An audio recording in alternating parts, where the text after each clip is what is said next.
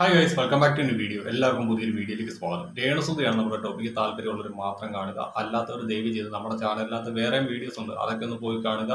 Video ഇഷ്ടപ്പെട്ടാൽ like ചെയ്യുക, comment ചെയ്യുക, ഹൈപ്പ് ചെയ്യുക. ചാനൽ ആദ്യമായിട്ട് കാണുന്ന ആരെങ്കിലും ഉണ്ടെങ്കിൽ സബ് ചെയ്യുക. സോ രേണുസുതിയുടെ ലേറ്റസ്റ്റ് ഇന്റർവ്യൂ, ആ ഒരു ഇന്റർവ്യൂ അത്യാവശ്യം കോൺട്രവേഴ്സി ആയിട്ട് മാറിയിട്ടുണ്ട്. അല്ലെങ്കിൽ ആ ഒരു ഇന്റർവ്യൂ കോൺട്രവേഴ്സി ആകാൻ വേണ്ടിയിട്ട് മാത്രം എടുത്ത ഒരു ഇന്റർവ്യൂ ആണ്. അതാണ് യാഥാർത്ഥ്യം.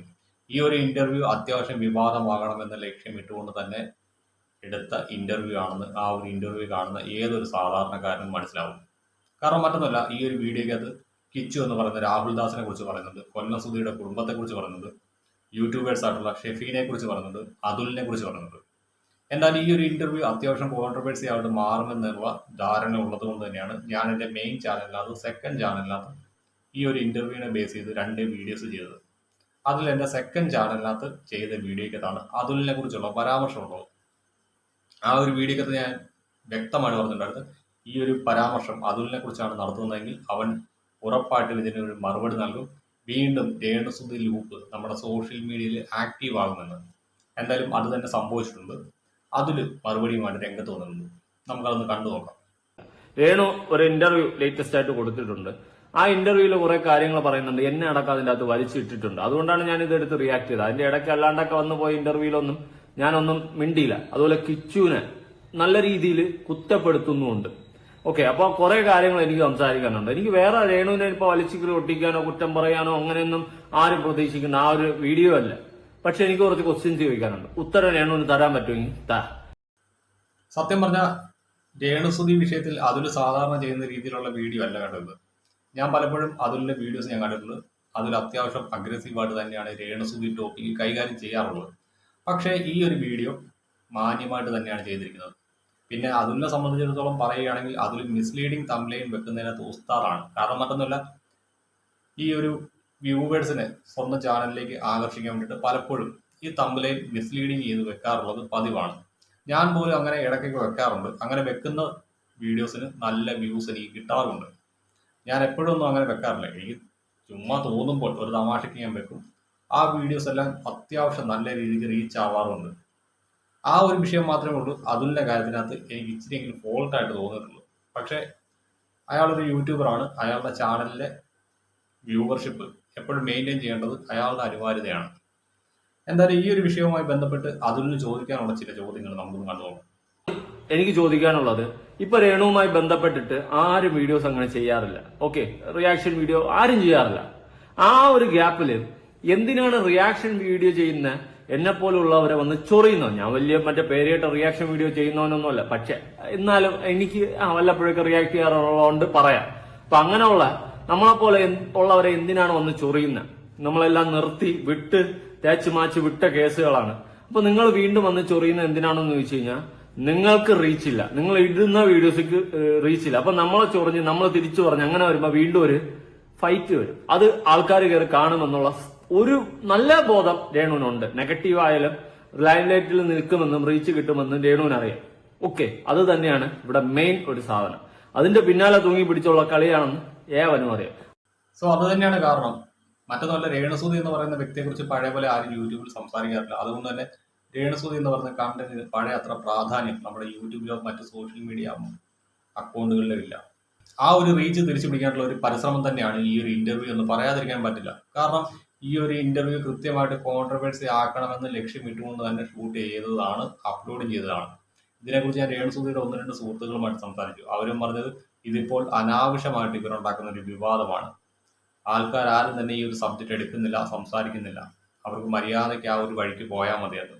പക്ഷെ രേണു മനഃപൂർവ്വം ഈ ഒരു ടോപ്പിക്ക് ചർച്ചയാക്കുവാൻ വേണ്ടിയിട്ട്, വിവാദമാക്കുവാൻ വേണ്ടിയിട്ട് പഴയ ആ രേണുസുതി ലൂപ്പ് സോഷ്യൽ മീഡിയയിൽ ആക്റ്റീവ് ആക്കാൻ വേണ്ടിയിട്ട് നടത്തിയ ഒരു നീക്കം തന്നെയാണ് ഈ ഒരു ഇന്റർവ്യൂ എന്നാണ് രേണുവുമായിട്ട് അടുത്ത് നിൽക്കുന്ന ആളുകൾ പോലും പറയുന്നത്. എന്നാലും നമുക്ക് ബാക്കിയും കൂടി ഒന്ന് കണ്ടു നോക്കാം. രേണു, നിന്നെ ഞാൻ ഇന്നേ വരെ ആദ്യം സപ്പോർട്ട് ചെയ്യുന്നു. പിന്നെ നിന്റെ ഉടായ്പത്തനങ്ങളെല്ലാം കണ്ട് വിമർശിച്ച് അവസാനം നിനക്ക് അസുഖം വന്നപ്പോ അപ്പൊ വിട്ട് പോട്ട് എന്ന് പറഞ്ഞ് നീ ചെയ്തു കൂട്ടിയതെല്ലാം ശരിയെന്നല്ല ഞാൻ വാദിക്കുന്നത്. വേണ്ട എന്ന് പറഞ്ഞ് വിട്ട്. പക്ഷെ അതിന് ശേഷവും നീ കാണിച്ചുകൊണ്ടിരുന്നു, അസുഖത്തിന് ശേഷവും കിച്ചുവിനടക്കം വലിച്ച 8 സൈബർ അറ്റാക്കിന് ഇട്ടുകൊടുത്ത് നീ കാണിച്ച തൊട്ടി പരിപാടികൾ അടക്കം വീണ്ടും വീണ്ടും നീ ചെയ്യിപ്പിച്ചു നാട്ടുകാരെ കൊണ്ട്. ഇപ്പൊ ദാ വീണ്ടും എല്ലാം നിർത്തി ആൾക്കാർ എല്ലാരും മറന്ന് നീ നിന്റെ കാര്യം നോക്കി പോട്ടെ എന്ന് പറഞ്ഞ് വിട്ടപ്പോ നീ വീണ്ടും കോൺട്രവേഴ്സീസ് ഉണ്ടാക്കുകയാണ്. അറിയാം നീ ഉണ്ടാക്കിയ പിന്നെ നമ്മൾ എന്തിനു നോക്കിക്കൊണ്ടിരിക്കണം? ഞാൻ ഉണ്ടാക്കാം. ശരി, നമുക്ക് എല്ലാവർക്കും ഒരു കണ്ടന്റ് അല്ലേ ഇത്? ശരി, സത്യം ഇത് നാളെ മുതൽ കണ്ടന്റ് ആവും. കാരണം മറ്റൊന്നുമല്ല, രേണുവിന്റെ ഇന്റർവ്യൂ വന്നു, അതിന് തൊട്ട് പിന്നാലെ അതുലിന്റെ ഒരു വീഡിയോ വന്നു. അതുലിന്റെ വീഡിയോ വരുമ്പോഴത്തേക്ക് സ്വാഭാവികമായിട്ടും അതുൽ രേണുവിന് കൊടുക്കുന്ന റിപ്ലൈ ആണ്. അതെടുത്ത് വെച്ച് എല്ലാവരും കണ്ടന്റ് ആക്കും. ഞാനും അത് കണ്ടന്റ് ആക്കി. ഞാൻ ചാനൽ തുടങ്ങി വെച്ചിരിക്കുന്നത് എനിക്കും ക്യാഷ് ഉണ്ടാക്കാൻ വേണ്ടിയിട്ട് തന്നെയാണ്. ഈ ഒരു യൂട്യൂബിൽ വീഡിയോ ചെയ്യുമ്പോഴത്തേക്ക് എനിക്ക് ഡോളർ കിട്ടും. ആ ഡോളർ കൊണ്ട് എൻ്റെ കാര്യങ്ങൾ നടന്നു പോകുമെങ്കിൽ എനിക്കിപ്പോൾ അതൊരു ഉപകാരമായിട്ട് മാറും. കാരണം മറ്റെന്ന് പറഞ്ഞാൽ ഞാനിപ്പോൾ കഴിഞ്ഞ കുറച്ച് നാളുകളുടെ ജോലിക്കൊന്നും പോകുന്നില്ല. എൻ്റെ ട്രീറ്റ്മെൻറ്റ് മറ്റു കാര്യങ്ങളോട് മുന്നോട്ട് പോവുകയാണ്. ഈ ഒരു സാഹചര്യത്തിൽ എനിക്ക് ഉടനെ ഒന്നും ജോലിക്ക് പോകാൻ പറ്റില്ല. അതുകൊണ്ട് തന്നെ ഞാൻ ഈ ഒരു ടോപ്പിക്ക് കിട്ടുവാണെങ്കിൽ ഞാൻ എടുത്ത് വീഡിയോ ചെയ്യും. പഴയ പോലെ ആരെയും അനുകൂലിക്കാനോ പ്രതികൂലിക്കാനോ ഒന്നും ഞാൻ പോകുന്നില്ല. ഞാൻ എൻ്റേതായിട്ടുള്ള വഴികളിലൂടെ മുന്നോട്ട് പോകും. സോ അത് ആർക്ക് ഇഷ്ടപ്പെട്ടാലും ഇഷ്ടപ്പെട്ടില്ലെങ്കിലും എന്നെ ബാധിക്കുന്ന വിഷയമല്ല. കിച്ചു രേണുവിനോട് മോശമായി പെരുമാറിയോ? Question mark. ഈ സത്യം നിങ്ങൾ അറിയണം.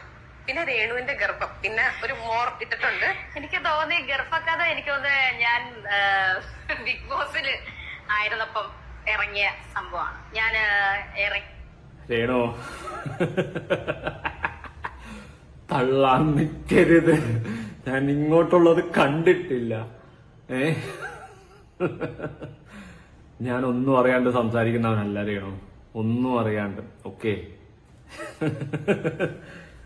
അയ്യോ അയ്യോ, എന്നെ കൊണ്ട് വാ തുറപ്പിക്കും രേണു വീണ്ടും വീണ്ടും. ഈ ഉടനെ മുൻ ബിഗ് ബോസ് താരോ എന്റെ ഒരു ഫ്രണ്ട് എന്ന് പറയാൻ പറ്റത്തില്ല അവരെയൊക്കെ.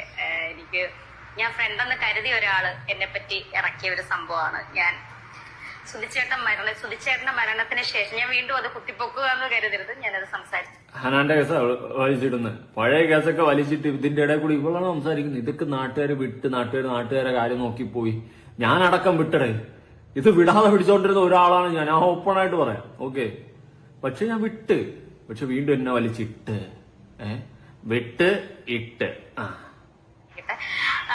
സുധിച്ചേട്ടന്റെ മരണത്തിന് ശേഷം ഒരു മാസം കഴിഞ്ഞപ്പോൾ ഞാൻ പ്രഗ്നന്റ് ആയി ആഘോഷമാക്കിയെന്ന് പറയുന്നത് സംഭവത്തുമായിട്ട് ബന്ധപ്പെട്ടാ തോന്നി ഈ വൃത്തികെട്ടായി ബ്ലോഗർ ഇപ്പൊ എങ്ങനെ പ്രസാദമാക്കി. വൃത്തികെട്ടവനാരേണു ഞാൻ? നിനക്കിപ്പോ ഞാൻ വൃത്തികെട്ടവനായല്ലേ? നിന്നെ ഞാൻ റിയാക്ട് ചെയ്ത്, നീ എന്നെ റിയാക്ട് ചെയ്ത്, നമ്മൾ അങ്ങോട്ടും ഇങ്ങോട്ടും റിയാക്ട് ചെയ്ത്, നിനക്ക് റീച്ച് എനിക്കും കാശ് നിനക്കും കാശ്, എന്നിട്ടിപ്പോ ഞാൻ വൃത്തികെട്ടവൻ. നന്മയില്ലാത്ത ലോകമേ. ഇതിനെപ്പറ്റി ഞാൻ എന്ത് പറയാനാണ്? അതിന്റെ ചോദിച്ചിരിക്കുന്നത് കിച്ചു രേണുവിന് ഗർഭമാക്കിയോ എന്നാണ്. എന്തിനാ ഇതിനൊക്കെ ഞാൻ എന്ത് മറുപടിയാ പറയേണ്ടത്? അത് ഉണ്ടെങ്കിൽ ഉണ്ട്, ഇല്ലെങ്കിൽ ഇല്ല, അതാണ് മറുപടി. ഓക്കെ.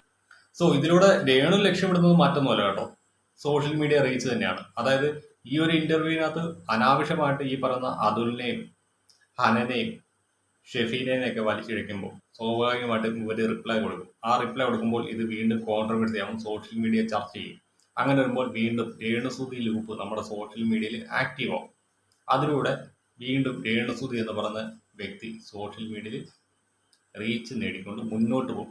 അത് ലക്ഷ്യം വെച്ചുകൊണ്ടുള്ള ഒരു ഡ്രാമയാണ് ഈ പറയുന്ന ഇന്റർവ്യൂ. എനിക്കിതിനകത്ത് ഒരു കാര്യമേ പറയാനുള്ളത്, വീണ്ടും അനാവശ്യമായിട്ട് ആ ലൂപ്പ് ആക്ടിവേറ്റ് ചെയ്യരുത്. അത് ചെയ്തു കഴിഞ്ഞാൽ നഷ്ടമുണ്ടാകുക നിങ്ങൾക്ക് തന്നെയാണ്. ധാരാളം പ്രതിസന്ധികൾ ഉണ്ടായിട്ടില്ലേ, തിരിച്ചറിഞ്ഞ് ഇനിയും ഇത് അവസാനിപ്പിച്ചുകൂടെ? എത്രയോ അധികം കേസും കാര്യങ്ങളും എല്ലാം കൊടുക്കാൻ വേണ്ടിയിട്ട് നിങ്ങൾ നാട്ടിലുള്ള പോലീസ് സ്റ്റേഷൻ മുഴുവൻ കയറി ഇറങ്ങിയിട്ടുണ്ട്.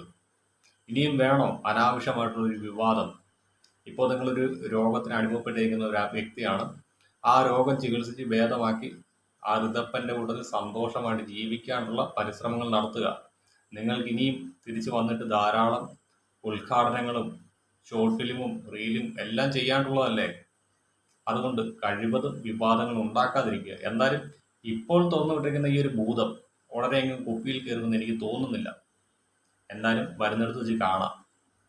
ഈ ഒരു വിഷയത്തിനകത്ത് ഞാൻ നിങ്ങളെ അനുകൂലിക്കാനുമില്ല പ്രതികൂലിക്കാനുമില്ല. ഞാൻ എൻ്റേതായിട്ടുള്ള മാർഗത്തിലൂടെ പോവുകയാണ്. ഇനി ആരെയും സപ്പോർട്ട് ചെയ്യാനുമില്ല, ഒപ്പോസ് ചെയ്യാനുമില്ല. കാരണം എനിക്കിനി എൻ്റെ വഴിയാണ്.